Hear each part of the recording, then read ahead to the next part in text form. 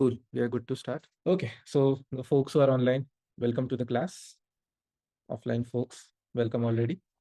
Today we are starting with a new section, and this is section A. I personally think ha bonus section hai.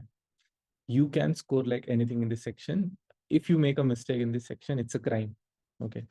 80% of the question will be around number crunching. So you will get questions such as calculate a ratio, compare ratio, or draw interpretation out of a ratio, which is very simple to do. ठीक है. So almost आपको 20% marks free में दे रहे हैं. Make sure you don't miss out on this 20% marks. Okay. Let's start with the section. अच्छा, I don't want to go in this chronological order. Let's directly hit where it matters. If I tell you कि एक company है जिसका let's say revenue is $20. There's company B जिसका revenue है $50. Which one is better? Company B, Manjiri, Zuili? Company B. Company B. Okay, Nihal also thinks company B. Zuili is pressing her neck. So, sorry, but your answer is not correct. Your question should be, sir, we are fine with the revenue. Please tell us how much cost is involved or how much investment is involved. Because for that matter, let's say my cost over here is just $2 and my cost over here is $30. I'm making a profit of $18. Over here, I'm making a profit of $20. On revenue of 20, profit of 18. On revenue of 50, profit of just 20. Answer changes, right? Now company A looks better. Or to generate this revenue, I had to invest just $5. To generate revenue of $50, maybe I had to invest $40. So with such heavy investment, now again the context changes. And this is the basic crux of this reading where we understand how actual comparison or application of ratios work. Okay? Any doubts? Okay. So analysis सिर्फ 3 तरीके से ही हो सकते हैं. The first type is you compare your company with yourself. So the idea is that you will go back and see over 1 year how much I've grown, over 1 year how much my profit has grown, sales has grown, over 2 years, over 5 years, over 10 years. That's the idea. So historical comparison. Second type of analysis is with competitors. If I have grown 10% over here, let's say HUL has grown 10%, HUL will go and check how much Marico has grown. Is it more than 10 or is it less than 10? And that way we can conclude which one has performed better. That's the second type, which is competitive analysis. तीसरा type, any guesses? क्या हो सकता है? क्योंकि ये दो तो typical है, हम करते ही है. Third one is with management's expectation. अगर हम अगले साल में जा रहे हैं, management is expecting, let me write it down first, management expectations. Management is expecting यार revenue कम से कम ना 20% से grow होना चाहिए. And then you perform, and then you arrive at the numbers, and then you do an actual versus expectation ka comparison, where there could be sales expected was 20%, but actually is 25%. Your management is happy, you have outperformed. If it's just 15%, management will come back saying, what is happening, guys? Why the sales target are not met? Okay, the idea is clear how analysis works. ठीक है. अभी analysis करने के लिए भी need data. वो data किस fashion में रिकॉर्ड किया जाता है, कैसे कंपेयर किया जाता है, that also matters a lot. I always tell that finance is a man made science. जैसे नेचुरल साइंस होता है, केमिकल वगैरह वो खुद से ही बनता है. यहाँ पर बहुत सारे ऑथर्स आके गए, उन्होंने सेट रेशियोज दिए हैं हमें, उन्होंने सेट रेशियोज दिए हैं, वो रेशियोज यूज करके ही कंपैरिजन होता है. But for that ratios to work, there are 4 statements which an accountant maintains. उसे कहते हैं फाइनेंशियल स्टेटमेंट्स.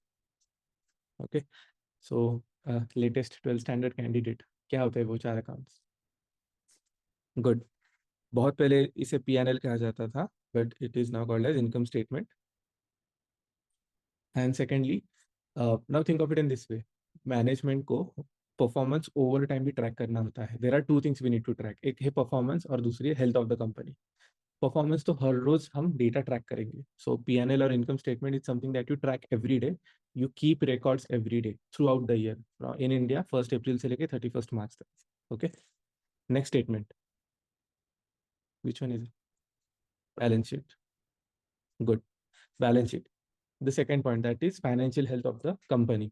अभी वो ओवर टाइम ट्रैक करके it doesn't make sense. On the day you are analysing, उस दिन आप जाके देखो कि हमारे पास इनफ पैसे है या नहीं टू पे बैक और not.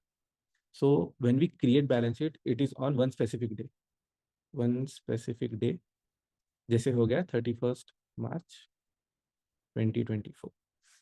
This will be throughout the year. So this will say from 1st April to 31st March. And this will be as of 31st March 2024. I hope this is clear. Next. Retained earnings. Nahin. Cash flow statement. Just because of one accounting principle कि हम receivables या payables record करते हैं, there is an accrual system, right? कि we have made a sale, पैसे नहीं आया, but हम account में record तो कर सकते हैं कि यार sale हो गया, अभी पैसे आ जाएंगे. So that accrual system has led to something called as cash flow statement and normal statements. Cash flow statements में हम यही देखेंगे कि actual में cash कितना आया है. And there are sub statements to this. There is cash flow coming in or going out in 3 ways only. कौन से 3 ways होते हैं? Once you start a business, आपको ओनर से पैसे आते हैं और आप किसी इन्वेस्टर के पास जाते हो, इन्वेस्टर से पैसे लेते हो, तो वो होता है CFI, cash flow from investing. Second होता है आप कंपनी आ गई, आप लेट्स से बिजनेस रन करते हो, रन करने पे ऑपरेशंस चालू होते हैं बिजनेस के. ऑपरेशंस मतलब you produce something, you sell something और उससे पैसे आते हैं. That is called as cash flow from operations, CFO. And last आता है कि हम बिजनेस रन कर रहे हैं, ओनर से पैसे ले लिए, ऑपरेशंस चल रहा है, बट अभी हमें लोन चाहिए. Now loan is a source of capital which is not ours, we have to pay back, it is type of a liability. उसको अलग से ट्रैक करना बहुत इंपॉर्टेंट है. So that becomes your CFF, cash flow from financing. ठीक है, ये 3 type ही होते हैं. एंड लास्ट, ये बहुत लोगों को नहीं आता है. कौन सा स्टेटमेंट होगा लास्ट वाला? Statement of changes in equity. Okay, spot on, Mrunal.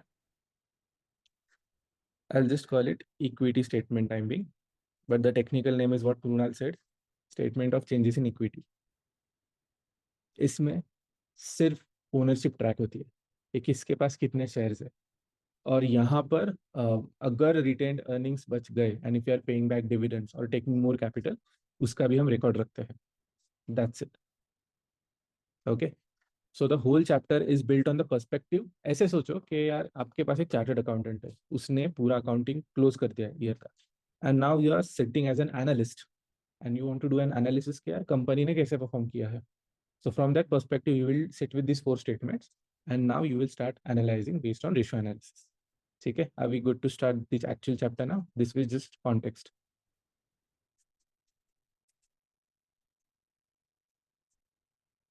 So before going to type of ratios, or maybe let me just run you through type of ratios और आज हम क्या क्या करने वाले हैं.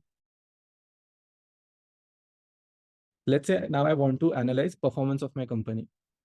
परफॉर्मेंस को हम 2 क्राइटेरियाज में सबसे पहले ब्रेक डाउन करते हैं, और परफॉर्मेंस वाइज दोनों चीज़ें देखेंगे कि how are we performing in terms of sales, growth, cost वगैरह, और दूसरा है फाइनेंशियल हेल्थ. ये दोनों बेस फंडामेंटल्स रहेंगे. बट एक होता है टाइम होराइजन.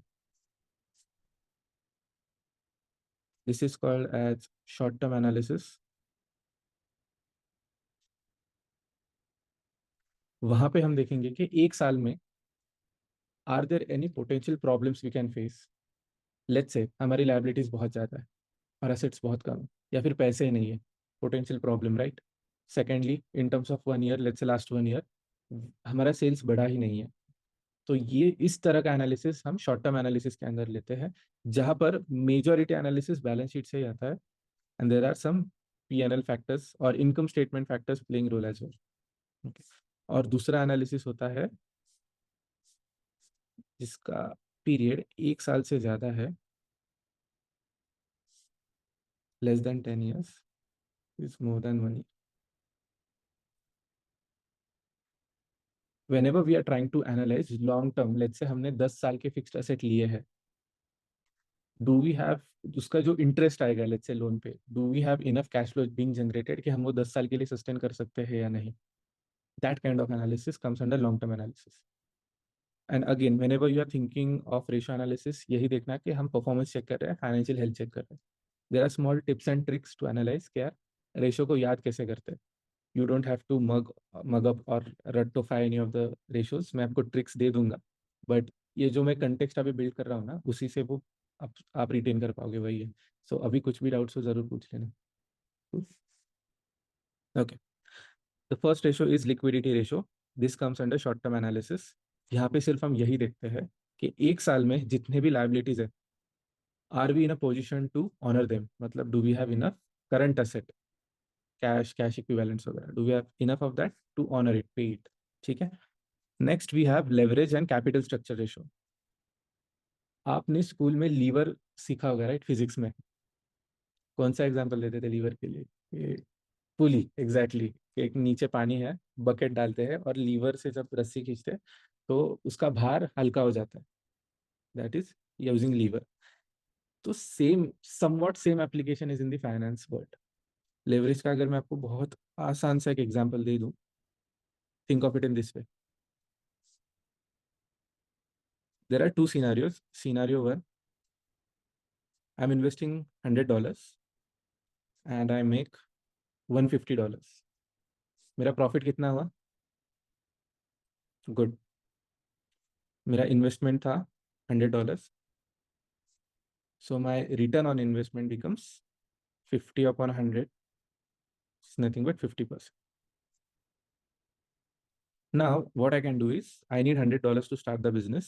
मैं खुद सिर्फ लेट्स से $10 डालूंगा इसमें. यहाँ से मैं लोन ले लूंगा, डेट $90 का, एंड लेट्स से इस पे मुझे 5% इंटरेस्ट भी है. When I have 5% interest, how much do I have to pay back? Almost 4.5 और अप्रोक्सीमेटली इंटरेस्ट 5%, $5 पकड़ लीजिए. ठीक है. I hope you are good until here. Good. Now I'm similarly able to make $150. My profit stays the same, $50. But what is my, अच्छा इसमें हम cost अब deduct कर देंगे. $5 we have to pay back as an interest. So my profit is now $45. But my investment is just $10. And now my return on investment is nothing but whopping 45 upon 10 into 100, 450%. So the transaction is same. जितना पैसा लगाए उतना profit आया है, but just check impact on my ROI. और ये क्यों आया है? There was huge lever being used through loan, or we'll simply call it leverage in our financial terms, to amplify your returns. Amazing, right? तो जब भी आप देखोगे डेरिवेटिव्स में बहुत सारा पैसा लोग एक दिन में बना लेते हैं, बिकॉज वहाँ पे लेवरेज सिस्टम चलती है. By investing 15-20,000 you can take positions up to 2 lakh 3 lakh rupees. बीच का नोशनल रहता है, that is a leverage. That is another topic for discussion, but I hope you guys are getting the idea. ये जितना beneficial है उतना रिस्की भी है. इमेजिन $100 का अगर $80 हो गया, you actually and up making loss. This is बेरेबल, right? आप घर पे लेके जा सकते हो.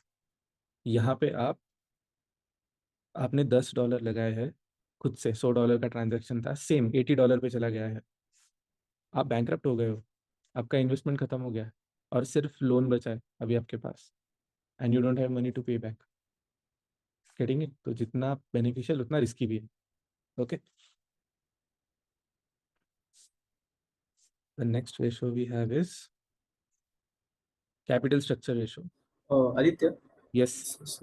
मग लेव्हरेजमध्ये आपण काय अनालिसिस करण्याचा प्रयत्न करतो? Okay, how much leverage do we have, that's our first objective. पहले हम Okay. देखते हैं कि in our capital structure loan कितना है. सेकेंडली विल चेक इक्विटी कितना है, and are we in a position to honour it long term short term. Secondly हम देखते हैं कि जो भी लेवरेज है वो ऑपरेटिंग लेवरेज है या फाइनेंशियल लेवरेज है. एंड थर्ड थिंग, एक मल्टीप्लायर इफेक्ट आता है. Once we go in depth, अभी मैं बस आपको इंट्रोड्यूस करवा रहा हूँ अलग अलग रेशियोज के साथ. Once we go in depth आपको समझ में आ जाएगा. बट ये कुछ 3-4 एनालिसिस यही होते हैं. Got it? Okay. Will cover that. ठीक। लेवरेज दो चीज़ों के वजह से ही बनता है, एक होता है फिक्स्ड कॉस्ट और दूसरा होता है लोन। फिक्स्ड कॉस्ट ऑपरेटिंग, और ये भी फिक्स्ड कॉस्ट ही है बट ये फाइनेंशियल फिक्स्ड कॉस्ट है। We always discuss this example ना कि मेरी फैक्ट्री है, मैं वहाँ पे 100 जीन्स का मैन्युफैक्चरिंग कर रहा हूँ, रेंट सेम है। अब मैं 200 जीन्स का मैन्युफैक्चरिंग कर रहा हूँ लेकिन रेंट तो सेम ही है। This creates leverage impact. वैसे फिनेंशियल कॉस्ट के साथ है कि इंटरेस्ट सेम रहेगा, even though profit goes on increasing, तो एम्पलीफाइड नेट प्रॉफिट पे इम्पैक्ट होता है। Will definitely do that. Next let's get to the capital structure ratios. Capital structure ratios में यही है, कैपिटल किससे बनता है, आइदर इक्विटी और डेट। तो इसके प्रोपोर्शन कैसे है, आइडियल प्रोपोर्शन क्या होना चाहिए, is it working out for the company और नॉट, वो एनालिसिस होता है। Next we have is activity ratios. हम क्या आपको याद है हमने कैश साइकिल करके कुछ किया था एंड ऑपरेटिंग साइकिल भी कुछ था। This was covered under activity ratio. We basically see कि प्रोडक्शन में इन्वेंट्री कितने दिनों में लिक्विडेट हो पा रही है, जो अकाउंट्स रिसीवेबल है वो कितने दिनों में कैश बन के वापस आ रहा है, और वो कैश हम अकाउंट्स पेएबल को कितने दिनों में पे कर पा रहे हैं। दैट्स। फिर एक अलग कैटेगरी स्टार्ट हो जाती है, that is market ratios. Market ratios में we step out of our financial statements और हम मार्केट में जाके देखते हैं। So this is only specific to listed companies, जहाँ पे हम प्राइस टू इक्विटी रेशियो देखेंगे कि यार मार्केट प्राइस क्या चल रही है, रिलायंस का 2000 प्राइस चल रहा है, अर्निंग क्या है, और हम अपने फिर अनलिस्टेड कंपनी को उसके साथ कंपेयर कर सकते हैं। So once we'll get there, you'll get to know about this as well. And lastly, it's profitability ratios. तो जब भी हम return on investment, return on equity, return on capital employed, ऐसे ratios, return वाले ratios निकालते हैं, where we are checking performance in terms of profitability. तब profitability ratios आता है। Got the idea? क्या हम सीखने वाले हैं? Okay. One interesting question, leverage के बारे में. Which is the industry that works on the principle of leverage only? उनके पास खुद का कुछ नहीं है, बस लेवरेज पे बिजनेस कर रहे हैं। Brokerage firm. नहीं, वो सर्विस बेस्ड है, उनका कमीशन रहता है। इंश्योरेंस में कहूँगा partially you are right, but insurance किसका सबसेट है वो सोचो।